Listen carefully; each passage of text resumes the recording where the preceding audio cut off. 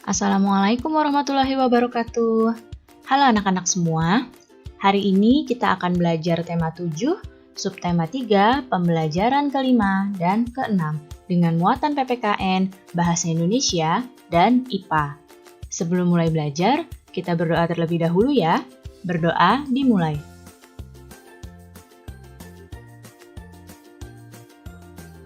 Berdoa selesai. Baik anak-anak, sudah siap untuk belajar hari ini? Kalau sudah siap, mari kita mulai belajarnya. Pertama-tama, kita akan mempelajari muatan PPKN. Banyak perjuangan yang dilalui oleh para pahlawan untuk memperjuangkan kemerdekaan Indonesia. Berkat pengorbanan dan pengabdian para pahlawan, bangsa kita bisa terlepas dari penjajahan dan menjadi negara yang merdeka, bebas, dan berdaulat. Oleh karena itu, para pahlawan patut kita hormati dan kita teladani. Lalu bagaimana caranya agar kita dapat menghormati dan meneladani pahlawan? Nah, perhatikan gambar di hadapan kalian. Gambar apakah ini? Ya, ini adalah gambar ketika suasana upacara bendera. Salah satu cara untuk menghormati jasa pahlawan adalah mengikuti upacara bendera dengan hikmat.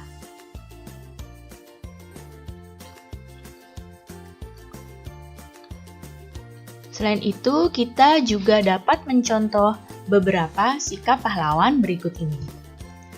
Yang pertama adalah sikap rela berkorban. Apa itu sikap rela berkorban? Sikap rela berkorban adalah sikap yang lebih mementingkan kepentingan bersama di atas kepentingan pribadi. Kemudian juga sikap berjiwa besar. Berjiwa besar adalah sikap yang mau menerima segala yang terjadi dengan penuh kesabaran dan keikhlasan. Berjiwa besar ini dapat kita wujudkan dengan mau menerima kekalahan dengan ikhlas, mau meminta maaf, dan juga mau memberi maaf. Dengan meneladani dan menerapkan sikap kepahlawanan, ini kita dapat menunjukkan sikap-sikap terpuji. Dengan demikian, kamu akan turut berkontribusi untuk memajukan negara kita. Nah, perhatikan di hadapan kalian, ada dua orang anak yang sedang berbincang-bincang. Nah, salah seorang anak mengatakan bahwa tidak terasa sebentar lagi akan memperingati hari kemerdekaan. Dan temannya menjawab, bahkan ayahnya itu mendapatkan undangan untuk rapat di lingkungan rumah untuk persiapan hari kemerdekaan. Sekarang kita akan belajar muatan bahasa Indonesia.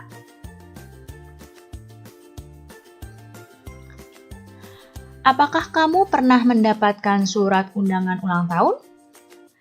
Atau pernahkah kamu melihat ayahmu mendapatkan surat undangan pertemuan warga? Mungkin kalian pernah mendapatkan salah satu dari undangan tersebut atau melihat undangan tersebut. Nah, beberapa pembelajaran yang lalu kita sudah mempelajari surat undangan resmi. Sekarang kita akan mempelajari surat undangan setengah resmi dan surat undangan tidak resmi. Diperhatikan baik-baik ya. Sekarang perhatikan gambar yang ada di hadapan kalian. Kira-kira ini termasuk surat undangan setengah resmi atau surat undangan tidak resmi ya? Ya, ini termasuk surat undangan setengah resmi.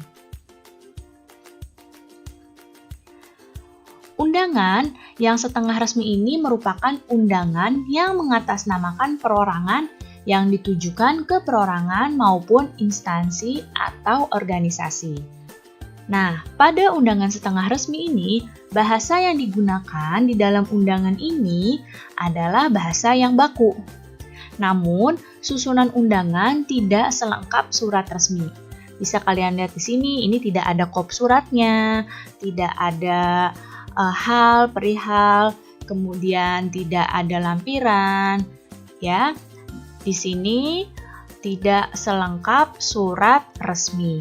Oleh karena itu, ini disebut dengan surat undangan setengah resmi, karena bahasa yang digunakan adalah bahasa yang baku, namun susunan undangannya tidak lengkap seperti surat resmi. Sekarang coba perhatikan undangan di depan kalian ini. Ini termasuk undangan apa ya? Ya, ini termasuk surat undangan tidak resmi. Dari tampilannya saja, kalian dapat melihat bahwa ini surat undangan tidak resmi. Surat undangan tidak resmi adalah undangan yang mengatasnamakan perorangan yang ditujukan kepada perorangan untuk kepentingan pribadi. Nah, dapat kalian lihat di sini, pada undangan tidak resmi biasanya tidak menggunakan bahasa Indonesia yang baku, ya, dan juga tidak menggunakan susunan surat, dan tampilannya lebih berwarna, bahkan bisa dikreasikan dengan memberikan gambar. Seperti yang di atas ini yang Ibu tunjuk panah, ini adalah undangan ulang tahun, ya. Nah, dan yang bawahnya ini adalah undangan untuk menghadiri pentas seni. Nah, kedua undangan ini termasuk undangan tidak resmi karena di sini bahasa tidak baku dan juga tidak menggunakan susunan surat seperti surat resmi, ya. Dan bahkan tampilannya pun berwarna dan ada gambarnya.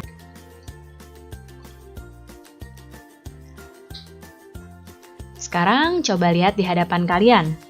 Wah, segar sekali ya es ini.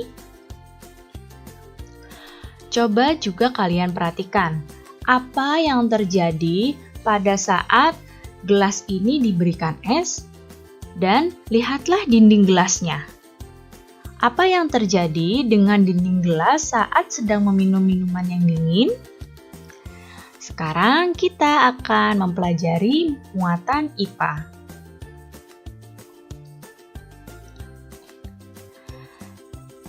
Di sini, jika gelas atau botol diisi dengan es, ya, maka dinding luar gelasnya akan menjadi basah seperti ini. Basahnya dinding luar gelas berasal dari peristiwa pengembunan. Apa itu pengembunan? Pengembunan adalah perubahan wujud benda gas menjadi cair. Nah, hal ini terjadi karena suhu udara di luar gelas lebih tinggi dibandingkan dengan suhu es yang ada di dalam gelas, sehingga menimbulkan dinding gelas seperti basah, ya. Dan ini disebut dengan peristiwa pengembunan.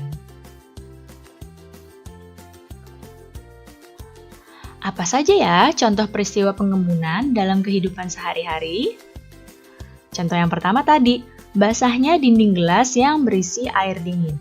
Di sini bukan hanya dinding gelas yang mungkin basah ketika kalian mengambil botol minuman dari kulkas dan ditaruh di luar, lama-kelamaan akan muncul juga basah seperti ini, dinding botolnya. Nah, ini juga termasuk peristiwa pengembunan.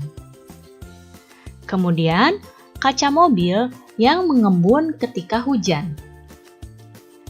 Ya, jadi di dalam kaca mobilnya itu terjadi pengembunan.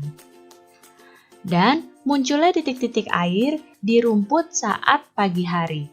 Nah, munculnya titik-titik air ini tidak hanya terjadi di rumput ketika pagi hari, bisa juga terjadi di daun. Dan itu disebut dengan pengembunan.